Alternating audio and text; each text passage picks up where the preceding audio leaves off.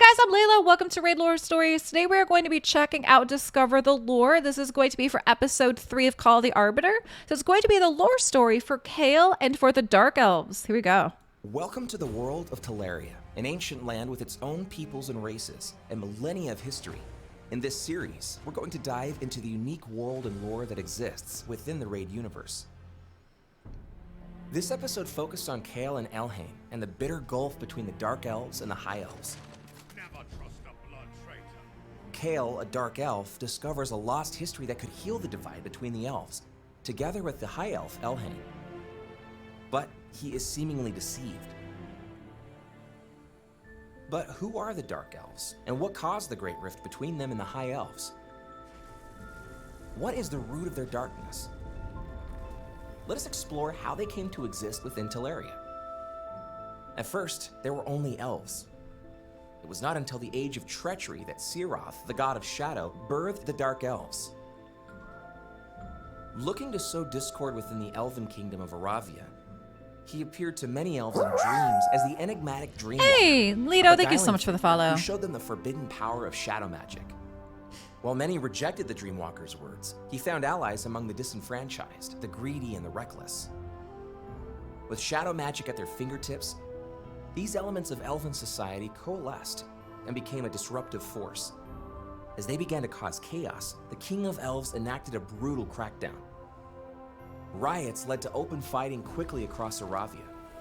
Soon, full-blown civil war emerged between those who supported the king, who called themselves High Elves, and those who believed in the words of the Dreamwalker, who became known as the Dark Elves. The destruction wrought on both sides was staggering, shattering the unity that Aravia had enjoyed for eons. After years of brutal conflict and stalemate, both sides came to the negotiating table. While a peace was eventually negotiated after several conclaves and conventions, it was an acrimonious one. The Dark Elves were exiled, and most went to the Twisted Durham Forest, where they formed a ruthless society built on greed and blood. The literal darkness of the forest, the taint of their shadow magic, and their new diet of horrid fungi, bugs, and other vegetation physically transformed the Dark Elves too, turning their skin pale or even a dark blue. Between the constant warring between Dark Elf houses and the unnamed horrors that dwell within the deepest thickets, Durham Forest is not a place for the faint of heart.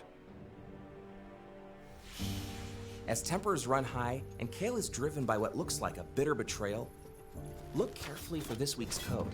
The writing may be on the wall. While Kael's hatred for the High Elves sears his soul, what of Elhain and her fate? Will the two be able to make amends and show that reconciliation is indeed possible between the elves? If you want to discover more about the Dark Elves and their fierce struggles, read the bios of Kael, Lydia the Death Siren, and Mithrala Lifebane and the Champion Index in-game. Or follow the links in the description for more resources. Be sure to like and subscribe for more Raid.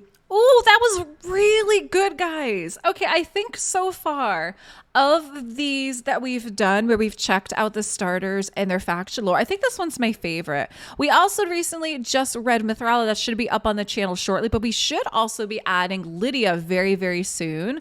Very, very cool, guys. I think this one's probably my favorite so far. Drop me some comments down below what you think of the lore for Kael and the Dark Elves. What I find very interesting is initially the original lore about the Dark Elves had them as exiles from the High Elves. And what I like about this is it actually dove further into it, where it has something to do more about the fact that Siroth actually kind of manipulated some of them in their dreams. And so he was called like the Dreamwalker, right? So interesting. I think it's really, really neat how they're diving and really deepening into the lore. Drop me some comments down below what you think of this one, and thanks so much for watching.